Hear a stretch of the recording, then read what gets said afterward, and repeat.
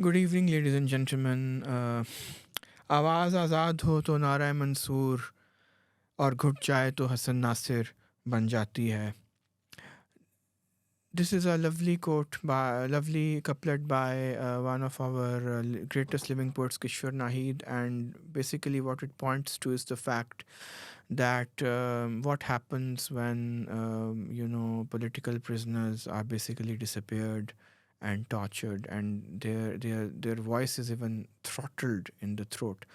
And we are today here to remember Hassan Nasir, who was Pakistan's first political prisoner who was officially disappeared. And on November 13th, 1960, 65 years ago today, he was executed. He was disappeared and executed. And his struggle has now become a cause célèbre across the Indian subcontinent. He is a revered martyr of the movement for civil rights, of the communist movement in Pakistan and South Asia. So, who was Hassan Nasir and why did he come to Pakistan? Hassan Nasir, ladies and gentlemen, was the son of a very privileged family of Hyderabad Deccan. He was born on August 2nd, 1928, in a highly cultured and educated family. He was the great grandson of Nawab Mohsin ul Mulk, who, as you know, it's taught in our history books. The Muslim League was founded in his home in Dhaka, and this is basically the party which actually was led by Jinnah and Allama Iqbal, and later on brought independence to Pakistan. So Hassan Nasir was brought up in a very privileged, background, and he went to grammar school, and he was going to proceed to senior Cambridge, but then his father sent him to Aligarh Muslim University. Now, at Aligarh Muslim University, he came under the contact and under the spell of his maternal cousin Kakab Duri, who basically introduced him to the ABCs of Marxism and scientific socialism. Later on, young Hassan Nasir, who was very articulate and a very great debater at college, he went to Bombay and he met Sayyid Sajjad Zahir, who, as you know, is the pioneer of the Anjuman Taraqib and Musannifin in the subcontinent, as well as the first Secretary General of what was later on to become the Communist Party of Pakistan. After meeting Sajjad Zahir, young Hassan Nasir abandoned his idea to go to England for his higher studies. Uh, and he basically came to Pakistan in 1948, where he immediately began to work for the Communist Party of Pakistan. And his work was so stellar and so important that he soon rose to become the youngest secretary of the Communist Party of Pakistan. And of course, the state noticed that, and they arrested him. He was later on released due to the good offices of his mother, Zohra Alambardar, who basically got Hassan Nasir released and sent back to India on the condition that Hassan Nasir would not set foot in Pakistan until 1 year. And then Hassan Nasir, of course, came back, and he came back in 1955, and then he started his work. He was hunted by the state, first after the Rawalpindi conspiracy case of 1951, and then when General Ayub Khan overthrew Pakistan's government, and, he launched his first military coup in 1958. So Hassan Nasir was on the run, and he was arrested for the final time in August 1960. He often used to, live in graveyards, in friends' homes, without a care in the world. And basically, Ayub Khan, ordered that, like Antonio Gramsci, the great Italian communist leader, he should be tortured and killed. So basically, Hassan Nasir was abducted from Karachi. He was brought to Lahore. He was held in the infamous cell number 13 of the Lahore Fort, which is right next to the royal kitchen. And this cell, ladies and gentlemen, has a history of torturing political prisoners. In 1606, it was Mughal Emperor Jahangir who tortured Guru Arjan Dev of the Sikhs. And then this was the same cell where people like the great Bhagat Singh and his comrades were also, kept and tortured and killed and hanged under the cover of midnight. So basically, Hassan Nasser was tortured so much that, a slab of ice was placed on his backbone. His backbone was crushed. Body was basically mutilated beyond recognition. And it was Major Ishaq, the great comrade.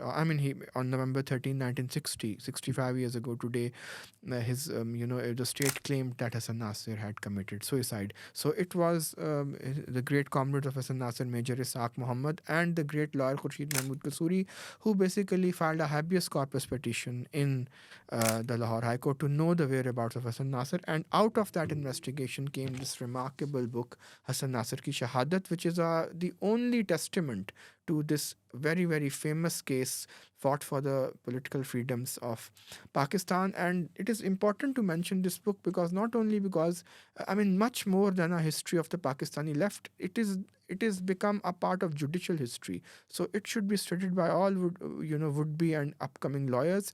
And basically in October this year, celebrates the 50th anniversary of this landmark book. It was published in October 1975. So in this book, there is a documentation of the lengths to which Major Isaac went through to produce the witnesses, and of course, this book also contains the testimony of at least one person called Lal Khan, who was also a political prisoner, who was arrested and kept in a cell adjacent to Hassan Nasir. And, what Major Isaac did was to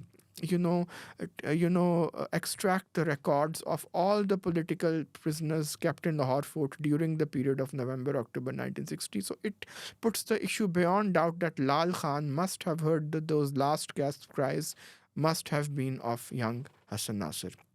So the case didn't end here. Hassan Nasir was tortured. His body was not produced. The state lied basically that he had committed suicide. And, Major Isaac and Khurshid Mahmood Kasuri, Mahmood Ali Kasuri, they launched a habeas corpus petition to know the whereabouts of Hassan Nasir. And basically, Hassan Nasir's mother, Zohra Alambardar Hussain, was invited from India to come and identify the corpse which was claimed by the state to be of Hassan Nasir. Zohra Alambardar Hussain came to Lahore, this city where we are right now, where I'm addressing you.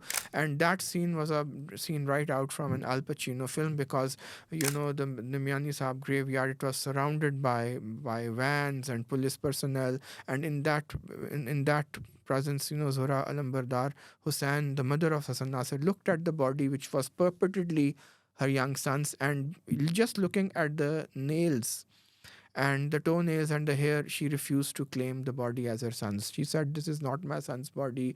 My son could not have committed suicide." So basically, she went back to India without her son. So 65 years on, Hassan Nasir's case has become history, but there are two things why this case needs to be, we need to talk about this case in 21st century. Number one, we are living in 21st century Pakistan. Hassan Nasir's case, forces us to look at other histories of, people who have tread a similar path and who were disappeared or who paid the price. People like Ayaz Sammu, Nasir Baloch, Mashal Khan, our friend Mudassar Naru, who is a poet and journalist and who is still disappeared. And basically, it forces us to question, all these extrajudicial killings, custodial deaths, and repeated disappearances from other parts of Pakistan. From places like Khyber Pakhtunkhwa, Sindh, Balochistan, increasingly from Balochistan and Punjab. Secondly, the case of Hassan Nasir is important because it forces us to think about the value of supporting habeas corpus petitions and to assist all such struggles, which are basically, which are basically to ban custodial deaths and torture, all forms of torture in all its forms. And, and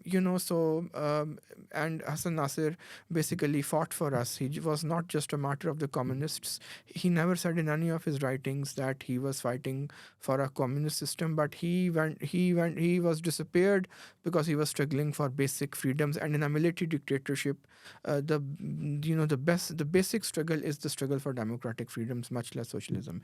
In the end, I would like to recite this poem which was composed by Faiz Ahmed Faiz, the great Urdu poet, a year after his comrade Hassan Nasir was basically disappeared.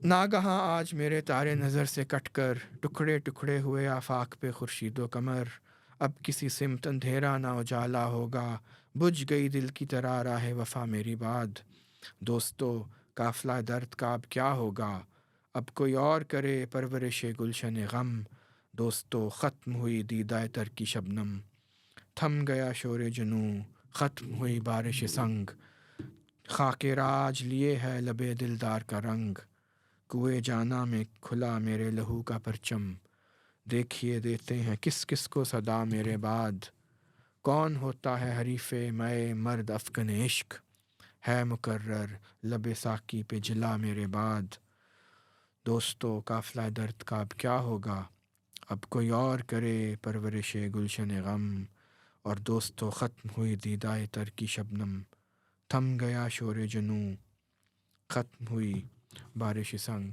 So on this poetic note, I would like to thank you very much for your attention and see you next time in another podcast. Thank you very much.